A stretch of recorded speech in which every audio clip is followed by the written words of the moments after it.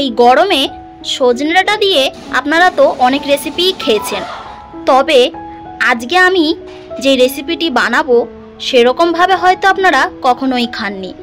অবশ্যই রেসিপিটা দেখে নেবেন। সজনে ডাঁটা দিয়ে, আলু দিয়ে আর টমেটো দিয়ে এই নিরামিষ সজনে ডাঁটাটা আপনারা যদি বাড়িতে বানিয়ে ফেলেন তাহলে কিন্তু ছোট থেকে বড় সবাই এক থালা ভাত খেয়ে উঠবে। নমস্কার বন্ধুরা, আমি সাথী, আপনারা দেখছেন সাথী হোম কুকিং চ্যানেল। তবে চলুন আজকের রেসিপিটি আপনাদের সঙ্গে শেয়ার করি।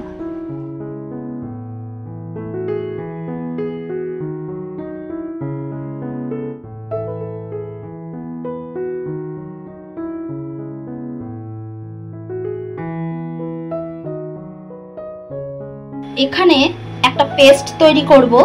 তার মধ্যে থাকছে কিছুটা আদা, 3টে কাঁচা লঙ্কা আর 2টো মিডিয়াম সাইজের টমেটো। এখন এই সবগুলোকে আমি একটা পেস্ট তৈরি করে নেব।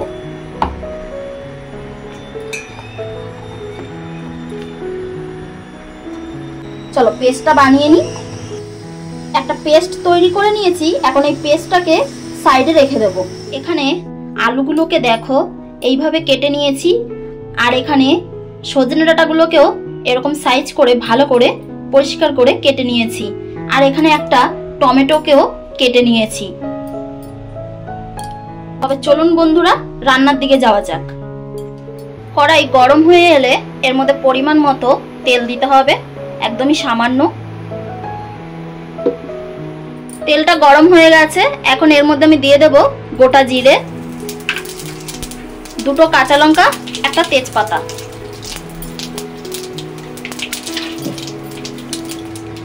ভালো করে নেড়ে নেব। এরপর এর মধ্যে আমি দিয়ে দেব কেটে রাখা আলুটা,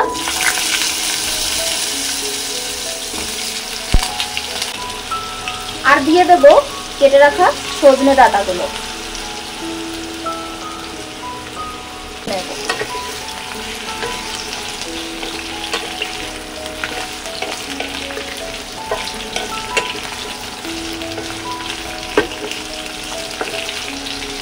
এরকম ভাবেই ভেজে নেব।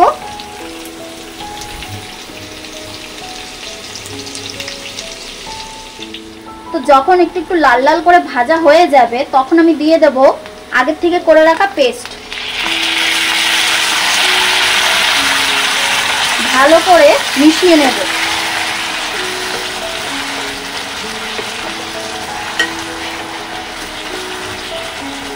দুই মিনিট এটাকে কষিয়ে নেব।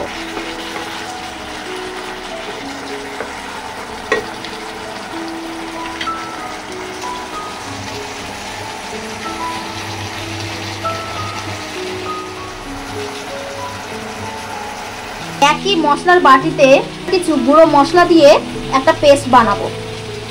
থাকবে পরিমাণ মতো নুন,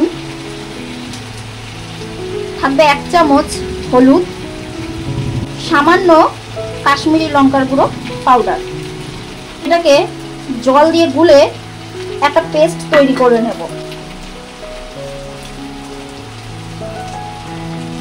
হয়ে গেছে একটা পেস্ট তৈরি করা। 2 মিনিট পর যখন আদা আর টমেটোর কাঁচা গন্ধটা চলে যাবে তখন আমাদের এই গুঁড়ো মশলার পেস্টটা দিয়ে দিতে হবে। ভালো করে মিক্স করে নিতে হবে। এবারে ঢেকে ঢেকে আমাদের 5 থেকে 6 মিনিটের মতো কষিয়ে নিতে হবে। 5-6 মিনিট পর ঢাকনা তুলে এতে পরিমাণ মতো জল দিয়ে দিতে হবে। এরপর ভালো করে নেড়ে চেড়ে নিতে হবে। এর মধ্যে কেটে রাখা টমেটোগুলোকে দিয়ে দিতে হবে। টমেটোটাও ভালো করে নেড়ে চেড়ে নিতে হবে। আঁচটাকে মিডিয়াম রেখে ফুটতে দিতে হবে।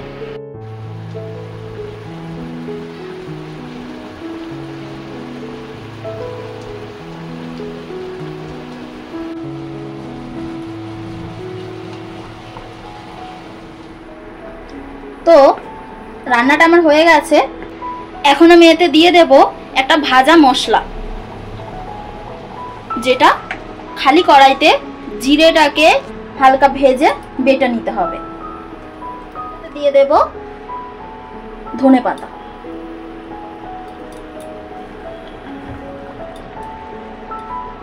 ব্যাস রেডি হয়ে গেল গরমের মধ্যে সজনে ডাঁটা দিয়ে, আলু দিয়ে, টমেটো দিয়ে একটি পাতলা ঝোল।